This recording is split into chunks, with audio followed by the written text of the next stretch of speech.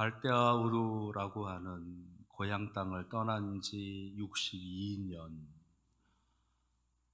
그리고 아들 이삭을 낳은 지 37년 되는 해에 사랑하는 아내 사라가 죽습니다. 오늘 창세기 23장은 그 사라의 죽음과 관련되어져 있는, 그리고 그 죽음에 애도하고 슬퍼하면서 그 죽음을 잘 정돈하고 정리하고 있는 아브라함의 모습을 보여주고 있습니다. 그러면서 이제 헷 족속에게서 막벨라 굴이라고 하는, 마물의 앞 막벨라 굴이라고 하는 그 굴이 있는 그 지역을 이제 은 400세겔이라고 하는 돈을 주고 그가 구매를 하고, 그래서 그 땅이 이제 아브라함의 소유로 확정되었다라고 하는 그런 말씀이 기록되어져 있습니다. 이 말씀을 하나님께서 우리에게 적어주시면서 이 말씀 속에 담겨져 있는 신앙의 교훈을 우리가 같이 생각해 보기를 원하십니다. 그래서 오늘은 이 사라의 장래와 관계되어져 있는 이 일련의 일들을 통해서 하나님께서 우리에게 주시는 신앙의 교훈 몇 가지를 함께 살펴보고자 합니다. 오늘 말씀을 통해서 주시는 신앙의 교훈 첫 번째는요, 우리는 다 나그네의 인생임을 기억하라 라는 겁니다. 오늘 말씀 4절 말씀을 보시면 이제 아브라함이 그 헷족속에게 가서 사라를 장사할 그 매장지를 이제 얻기 위해서 말하고 있는 그런 장면이 있어요. 4절 말씀에 나는 당신들 중에 나그네요 거류하는 자이니 당신들 중에서 내게 매장할 소유주를 주어 내가 나의 죽은 자를 내 앞에서 내어다가 장사하게 하시오. 나는 나그네요 거류하는 자이니. 이 말은 어디 하나 몸 두고 마음 둘 수 있는, 그렇게 거처할 수 있는 그런 처소가 없다라고 하는 말과 함께 이방인이다, 외국인이다 라고 하는 것을 말하고 있는 겁니다. 그러니까 이 그랄이라고 하는 지역에, 이 해족속이 머물고 있는 그 지역에서 아브라함은 이방인인 거예요. 외국인이다라는 겁니다. 그래서 그에게 쉽게 어떤 거처할 수 있는 그런 장소를 제공하기가 그렇게 쉽지 않은 그런 곳이다라는 거지요. 이것이 아브라함의 현실인 겁니다. 갈대아 우르에서 62년 전에 떠나 나왔습니다.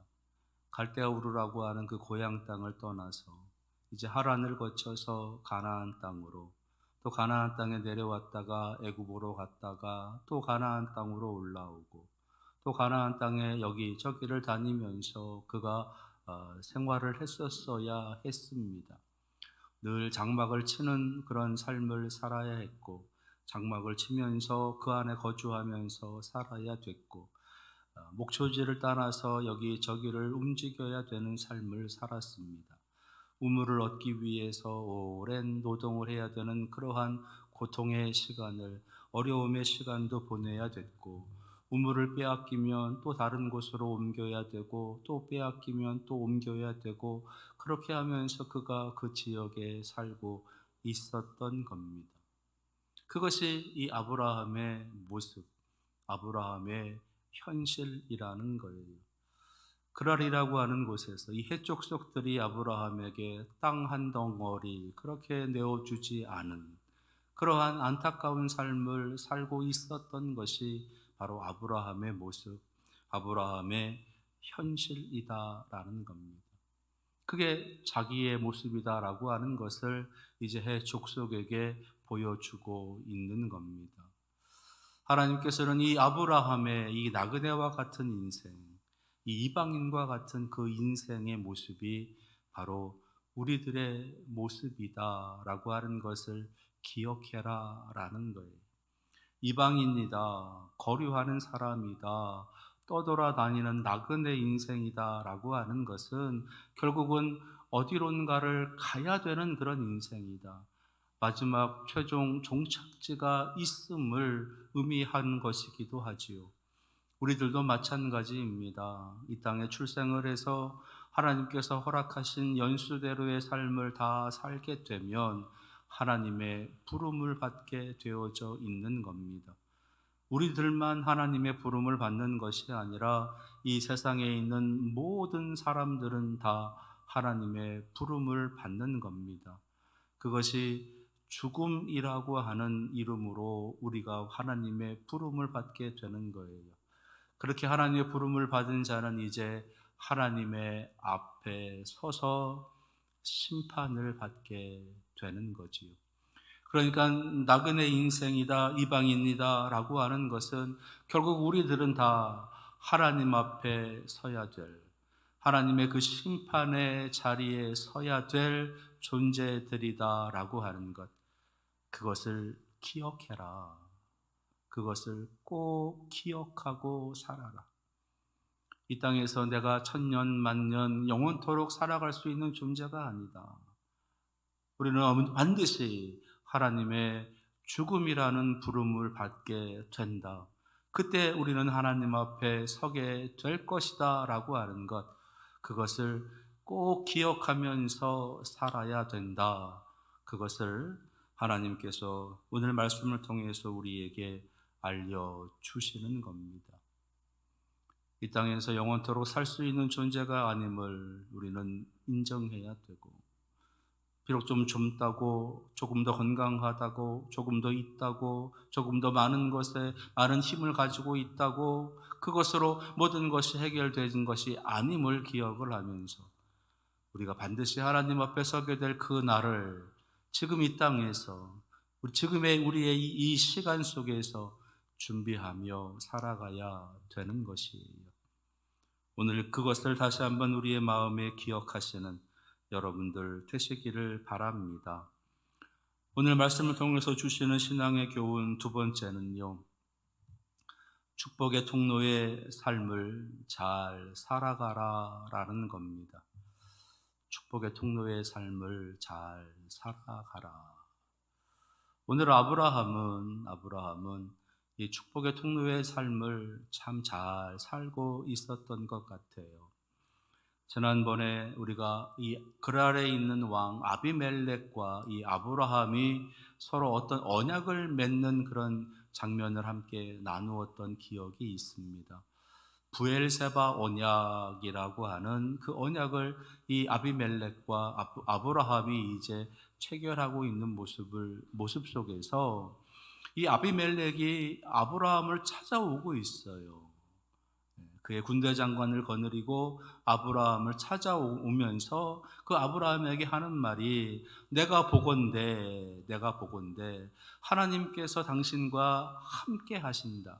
당신이 어디로 가든지 하나님께서 함께 하시는 것을 내가 잘 안다라고 하는 말을 하고 있습니다.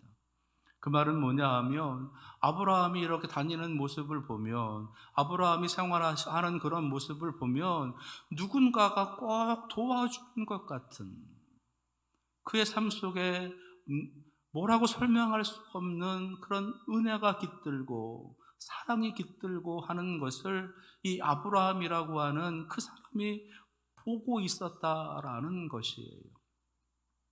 그래서 이 아브라함과 이제 친해져야 되겠다.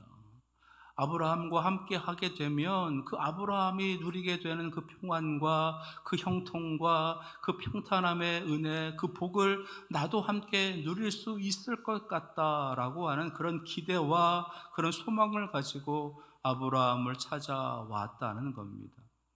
아브라함이 살고 있는 그 모습을 보면 아브라함만 잘 되는 것이 아니라 그의 식구들, 그의 일꾼들, 그 일꾼들의 가정들 다 형통하는 그런 모습들을 하나님께서 평안함으로 풀어주시는 그런 모습들의 흔적들이 드러나고 있었던 거지요. 그래서 이 아비멜렉의 마음속에 그러한 소망을 가지고, 그런 기대를 가지고 아브라함을 찾아와서 이제 언약을 맺게 되는, 부엘세바 언약을 맺게 되는, 그래서 너와 우리 사이에 언약을 맺어서 서로 절대 싸우지 말고 지금처럼 편안하게 같이 평화롭게 잘 살자. 그래서 너희들이 받는 복을 우리도 함께 누리자라고 하는 그런 언약을 체결했다라는 겁니다. 그런데 오늘 말씀 속에서도 그와 아주 유사한 그런 말씀이 또 기록되어져 있어요. 그것이 오늘 6절에 있는 말씀입니다. 6절에 내 주여 들으소서, 당신은 우리 가운데 있는 하나님이 세우신 지도자이시니 우리 묘실 중에서 좋은 것을 택하여 당신의 죽은 자를 장사하소서.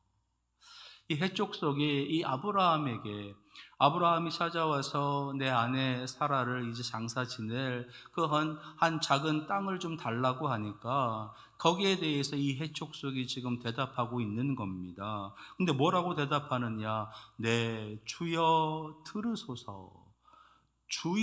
주님이라고 부르고 있다는 거예요. 그리고 당신은 우리 가운데 있는 하나님이 세우신 지도자이시니, 하나님께서 세우신 지도자이십니다.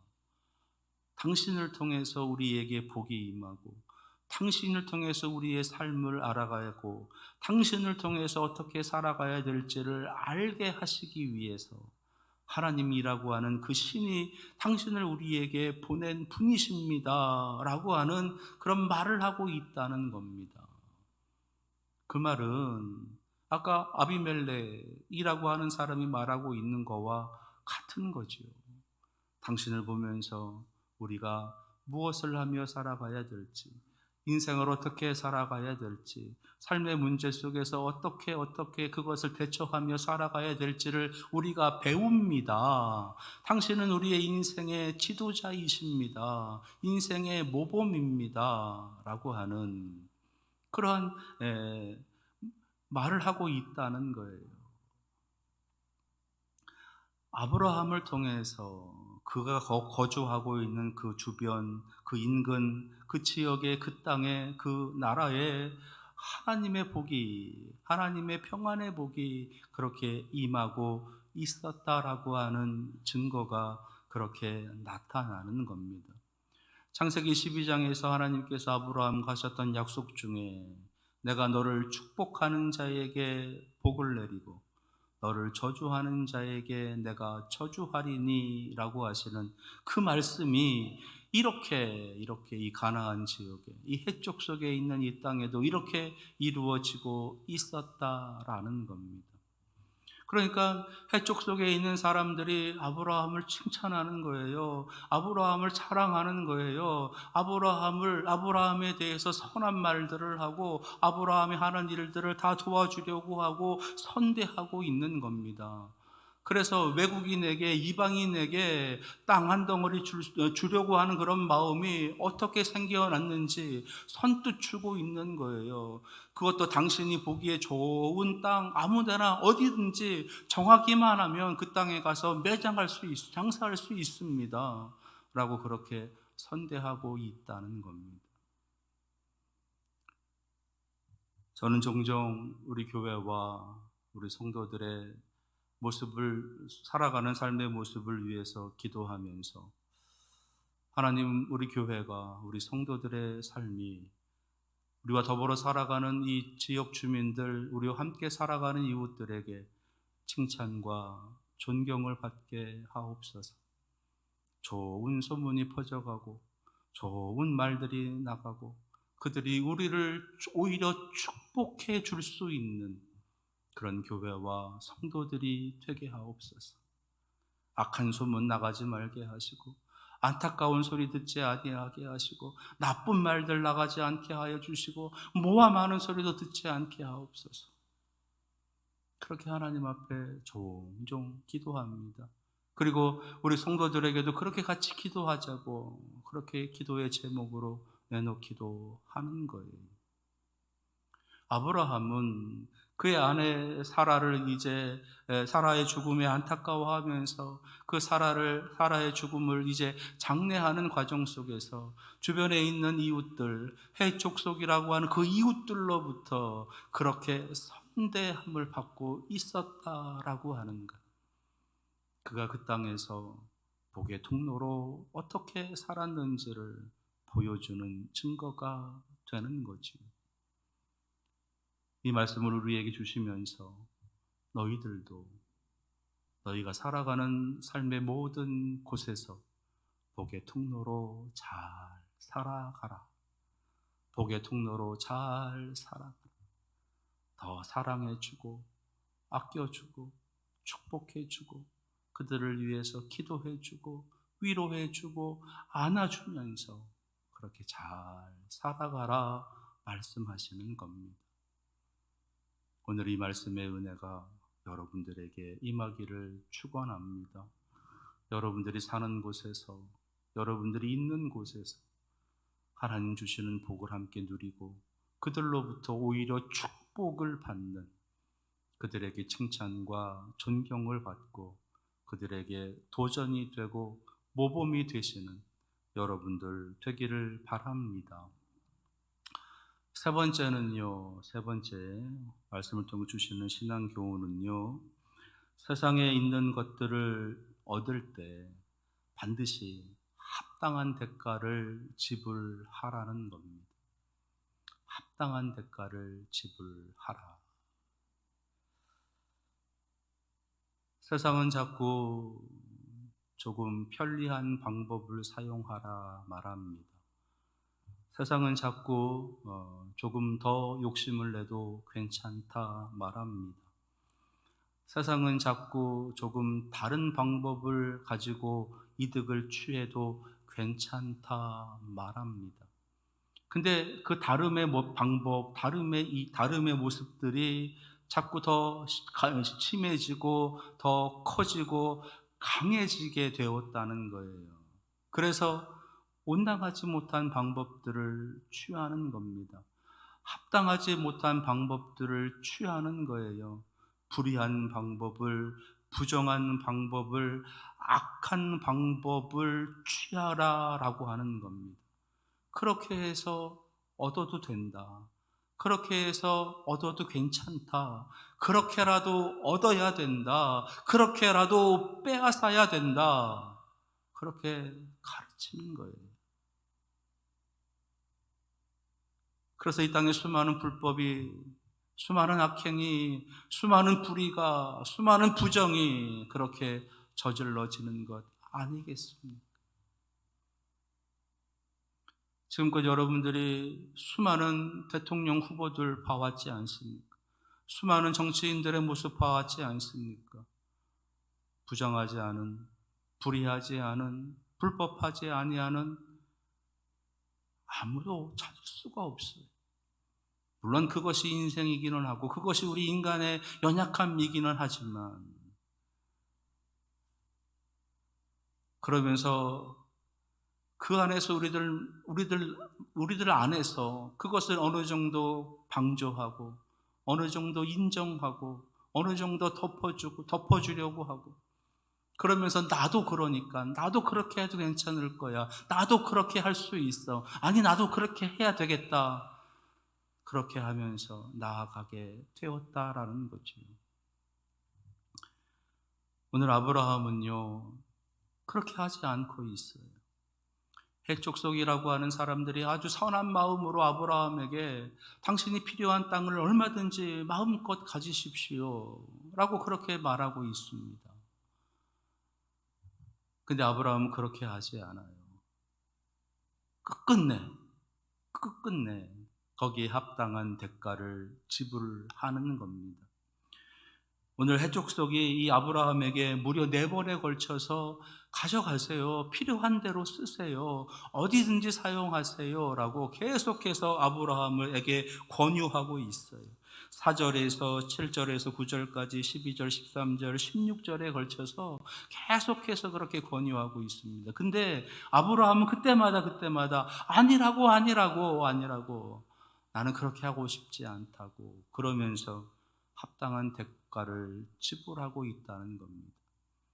에그론이라고 하는 사람의 밭을 은 400에 그 땅값을 치루어서, 오늘 15절 말씀을 보니까 내 주여 내 말을 들으소서, 땅값은 은 400세겔이나 그것이 나와 당신 사이에 무슨 문제가 되리이까, 당신의 죽은 자를 장사하소서라고 에그론이 말을 하니까 아브라함이 에그론의 말을 따라 에브론이 헷 족속이 듣는 데서 말한 대로 상인이 통용하는 은 400세겔을 달아 에브론에게 주었더니, 상인이 통용하는 그 당시의 현 시가 시세대로 쳐서 그렇게 그 땅값을 지불하고 그 토지를 그 땅을 소유했다라는 겁니다. 이방인의 땅이에요. 만약에 거저 주었다가 조금 시간이 지난다든지 또는 무엇인가 서로 마음이 맞지 않는다든지 불편한 것이 있을 때 그 땅 우리 거니까 다시 가져가야 되겠다 그러면 뭐라고 할 거예요? 답이 없지요. 힘도 없습니다. 그냥 빼앗기는 거예요. 더더군다나 아내의 묘지잖아요.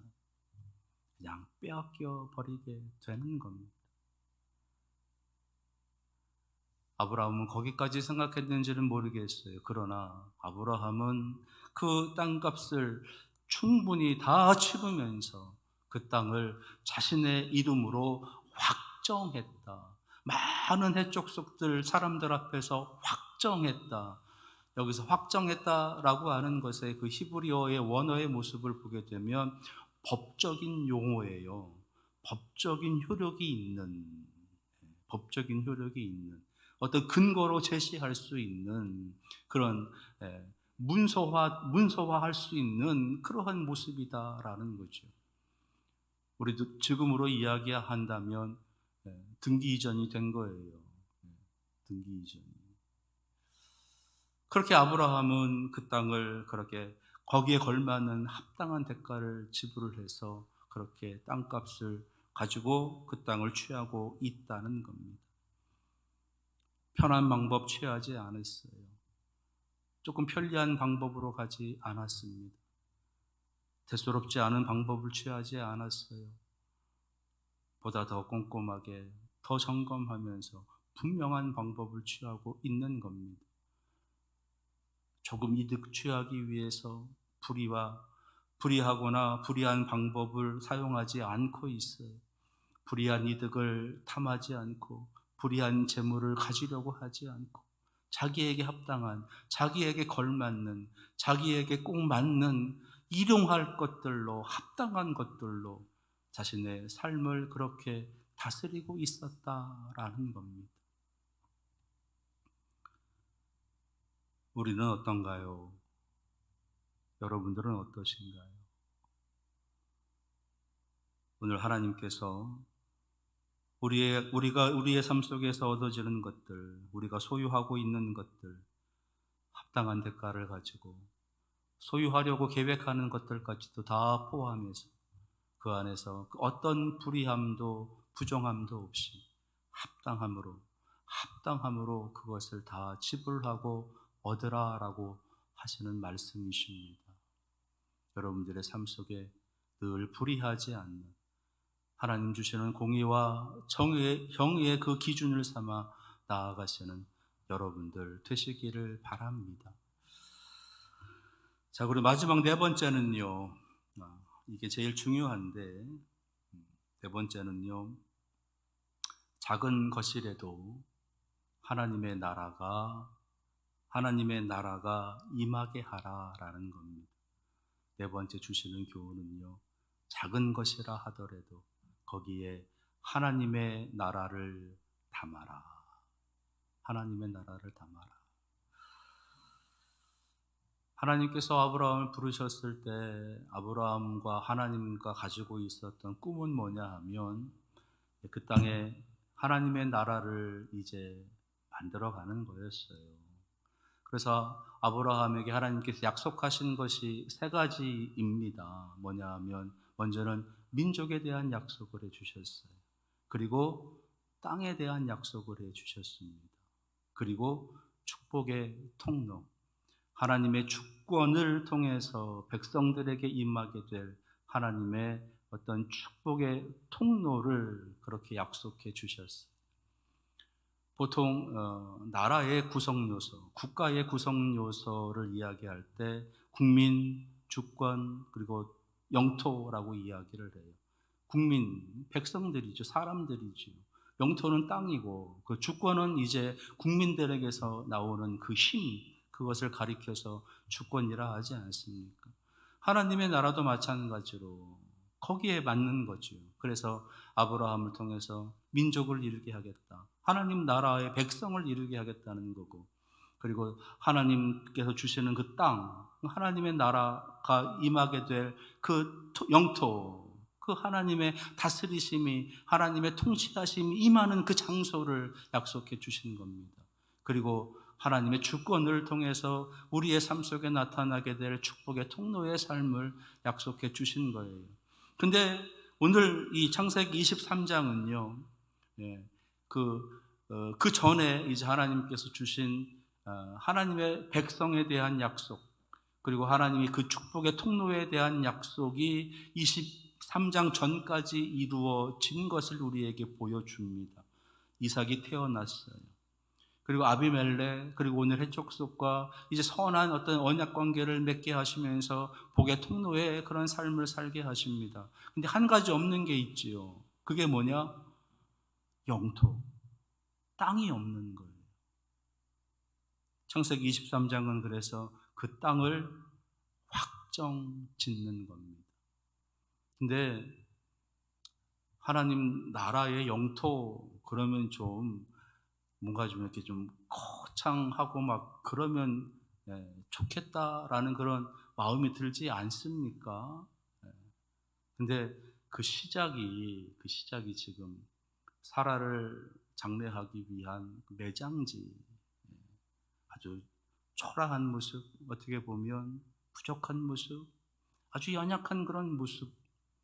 그렇게 해서 그 땅을 이제 은 400세겔이라고 하는 돈을 주고 그 땅을 지금 소유하게 되었다라고 하는 것에서 이제 하나님의 나라가 시작되었다, 하나님 나라의 그 땅의 영토가 시작되었다라고 말하기에는 너무나 부족한 그런 모습일 수 있다는 겁니다. 그러나 아브라함은 그렇지 않았어요. 아브라함은 아들 이삭을 통해서 앞으로 펼쳐가실 놀라운 민족을 그가 믿음으로 보고 있는 것이고, 축복의 통로의 삶을 통해서 이 인근 일대에 하나님 주시는 이 주변 국가에 하나님의 놀라운 축복이 임하게 될 것을 믿음의 눈으로 보고 있는 것이고, 그리고 내가 이제 구입하게 될 이 땅이, 이 매장지가 여기서부터 하나님의 놀라운 통치가 임하게 될 것이다 라고 하는 것을 믿음으로 보고 있는 겁니다. 근데요, 이것은 아브라함의 그냥 믿음의 눈으로만 보고 있는 것이 아니라 하나님의 약속의 말씀이기도 해요. 약속의 말씀. 무슨 말이냐? 창세기 13장에 보시게 되면 하나님께서 처음 헤브론이라고 하는 이 지역에 대한 말씀을 아브라함에게 해 주실 때가 있었어요. 그게 언제냐? 조카 롯과 분가를 하지 않습니까? 그래서 조카가 이제 소돔과 고모라라고 하는 좋은 땅으로 이제 가게 돼요. 에덴 동산 같았더라. 그랬던 땅으로 이 조카 롯이 가게 돼요. 그때 이제 그 황량한 그 척박한 땅에 남아 있었던 그 아브라함에게 하나님께서 나타나셔서 말씀하시는 거예요. 그를 이끌고 한 산으로 올라가십니다. 그리고서는 동서남북을 바라봐라. 네가 바라보는 그곳이 하나님의 나라가 되게 할 거다. 너와 내 자손에게 주리라 말씀하셨던 그 땅, 말씀하고 계시는 동서남북을 바라봐라라고 그 중앙에서 말씀하고 계시는 그 땅이 어디냐? 헤브론이었다는 거예요. 그러니 이 아브라함이 헤브론이라고 하는 그 땅에 막벨라 굴이라고 하는 그곳에 사라를 매장하기 위한 매장지로 구입하는 것만이 아니라 그 땅을 하나님의 나라로, 하나님 나라의 거점으로 지금 도장을 찍고 있는 겁니다. 어찌 보면 작아 보이지만, 어찌 보면 의미 없어 보이지만 그곳에 하나님의 나라를 담고 있는 거예요. 여러분들이 갖고 있는 것에 하나님의 나라를 담고 있으십니까? 여러분들이 소유하고 있는 땅, 여러분들이 소유하고 있는 집, 여러분들이 소유하고 있는 건물, 여러분들이 소유하고 있는 일터, 생업, 사업장, 여러분들이 거하며 살아가는 모든 삶의 자리, 여러분들의 직장, 여러분들의 학교, 그곳에 하나님의 나라를 담고 있으십니까? 비록 그것이 천해 보이고, 비록 그것이 아무 의미 없어 보이고, 그것이 아주 비천해 보이고, 비록 그것이 아주 쫙박해 보이고 황량해 보일지라도 그곳에 하나님의 나라를 담아야 되는 것. 그것이 오늘 말씀을 통해서 우리에게 주시는 신앙의 교훈인 것입니다. 부디 여러분들의 마음에 하나님의 나라가 깊이 담기시기를 바랍니다.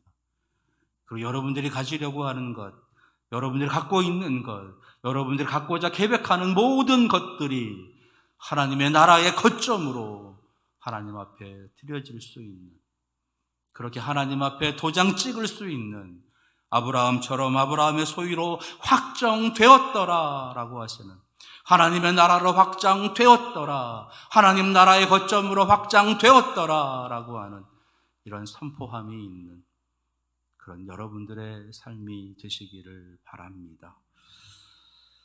오늘 말씀을 통해서 주시는 신앙의 교훈 4가지를 살펴봤습니다. 첫째는 우리의 인생은 나그네임을 꼭 기억하라라는 것. 두 번째는 축복의 통로의 삶을 잘 살아가라. 세 번째는 무엇을 얻든지 합당한 대가를 반드시 지불하라는 것. 그리고 세 번째, 아주 작아 보여도, 아주 작은 것이라도 거기에 하나님의 나라를 담아라. 이 말씀의 은혜가, 말씀의 응답이 여러분들의 삶 속에 나타나시기를 축원합니다. 기도하겠습니다.